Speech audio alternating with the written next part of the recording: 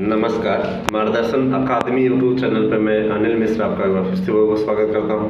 आप हमारे इस यूट्यूब चैनल के नए व्यूवर्स हैं, कृपया चैनल को सब्सक्राइब कर दें, लाइक कर दें, शेयर कर दें, कमेंट कर दें, घंटी बजा दें, जिससे कि हमारे द्वारा डाली जाने वाली वीडियो का नोटिफिकेशन आपको तत्काल प्राप्त हो सके।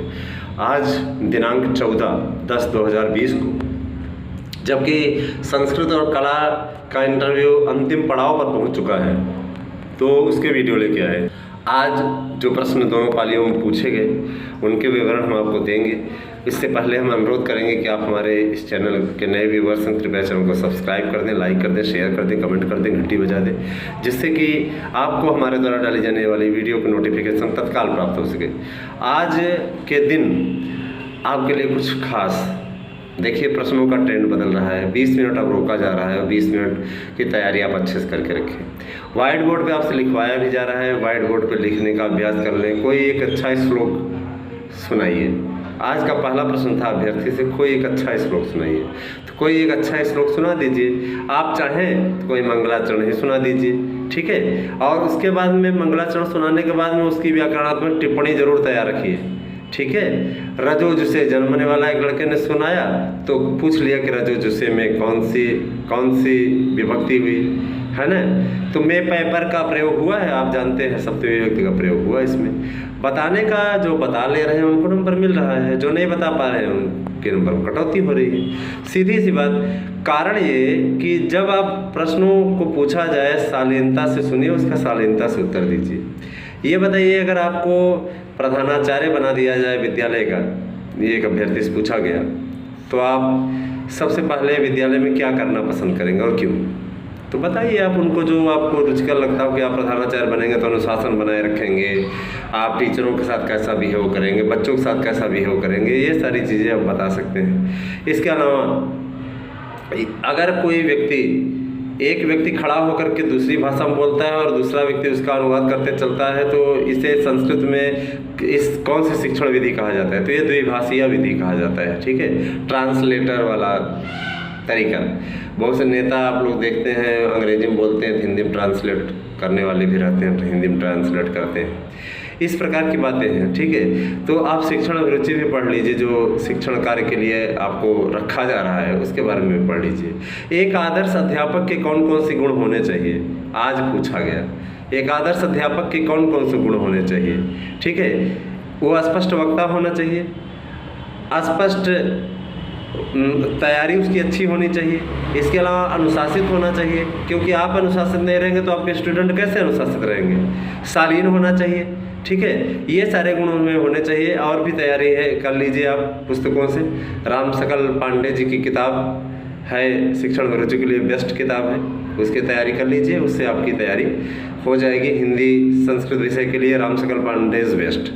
इसके अलावा देखिए, पुस्तकें इसलिए बता देना आवश्यक है कि अगर आप तैयारी करते हैं तो ये बहुत अच्छी बात है, वह पुस्तकें आपके लिए उपयोगी होंगी। मैंने आपको पहले पुस्तकों की लिस्ट दी हुई है, उस वीडियो में जाकर के आप देख सकते हैं। पुस्तकों की सूची अगर चाहेंगे तो हम उसको फिर से आपके सामने प्रस्तुत कर देंगे। इसके अलावा देखिए, आज पूछा नायका का संधि विच्छेद कीजिए और कारण से बताइए कि उसमें कौन सी संधि है। तो नय धन अकह आप अच्छी तरीके से जानते हैं, इसमें आयादि संधि है। क्यों है? क्योंकि एचो अयवायावः, इस सूत्र को आप अच्छी तरीके से तैयार कर लीजिए कि एच के बाद अगर अच आवे तो एच के स्थान पे आय आव आदेश हो जाता है। तो यहाँ पे वही प्रोसेस है और कहा गया कि आप बना करके दिखाइए, यहाँ पे सिद्ध करके दिखाइए। तो आपको जा करके व्हाइट बोर्ड पे सिद्ध करके दिखाना है। इसके अलावा रस की परिभाषा दीजिए, तो वाक्य में रसात्मकम काव्यम, ठीक है। काव्य की परिभाषा दीजिए, वाक्य में रसात्मकम काव्यम। तो वहाँ पे जाकर के उन्होंने बता दिया, उल्टा पुल्टा इधर उधर का बता दिया, तो इस तरीके से नहीं चलता है, ठीक है। रस की परिभाषा किसने दी है, ठीक है। रस की परिभाषा विश्वनाथ जी ने सर्वश्रेष्ठ दी है। ये उनका पूछना था, सर्वश्रेष्ठ किसने दी है, तो विश्वनाथ जी ने दी है। वाक्य में रसात्मकम काव्यम, ठीक है।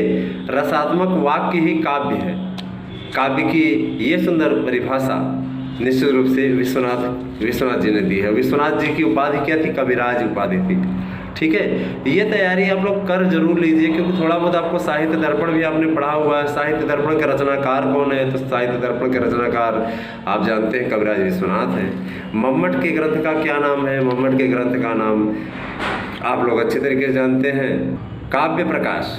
काव्य प्रकाश मम्मट के ग्रंथ का नाम है। इसके अलावा भामह ने कौन सा ग्रंथ लिखा? आनंदवर्धन ने कौन सा ग्रंथ लिखा? सारी तैयारी आप लोग कर लीजिए, ठीक है। ध्वन्यालोक किसकी रचना है ना। इस प्रकार के श्रीमद् भगवद गीता में कुल श्लोकों की संख्या कितनी है? छंद कितने प्रकार के प्रयोग किए गए हैं श्रीमद् भगवद गीता में? तो आप बता दीजिए। एक प्रकार का छंद है, 700 श्लोक है और 700 श्लोक जो है अनुष्टुप छंद में लिखे गए हैं। भीम की संघ का क्या नाम था महाभारत में? इसके अलावा अर्जुन की संघ का क्या नाम था? ये सारी चीज़ें तैयारी कर लीजिए। और पुराण कितने होते हैं? इसके अलावा कोई एक वैदिक श्लोक सुनाइए, यह प्रश्न भी आज की तारीख में पूछा गया। इसके अलावा इष्टुत्व और इष्टुत्व संधि में अंतर बताइए, यह भी प्रश्न आज पूछा गया।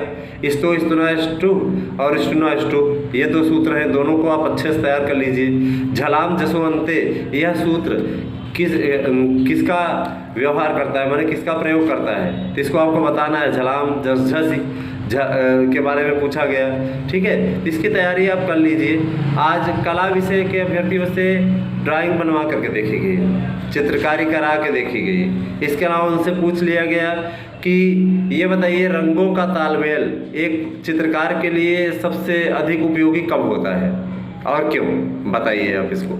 इसके अलावा आप बता दीजिए कि शिल्पकारों की कोई 4 विशेषता, शिल्पकार की 4 विशेषता क्या होनी चाहिए जिससे कि उसकी शिल्प की गई मूर्तियाँ जो हैं बिके अधिक से अधिक।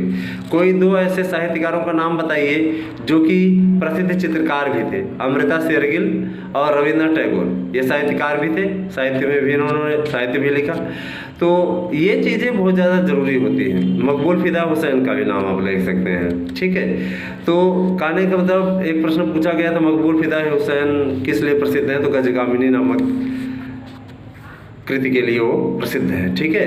ये सारी चीज़ें होती हैं। इसके अलावा मुगल कालीन 2 इतिहासकारों के नाम, चित्रकारों के नाम बताइए, वो आपको बता देना है, ठीक है। शाहजहाँ, औरंगजेब और जहांगीर में से चित्रकारी का सबसे ज़्यादा शौक किस राजा को था? तो आपको बता देना है।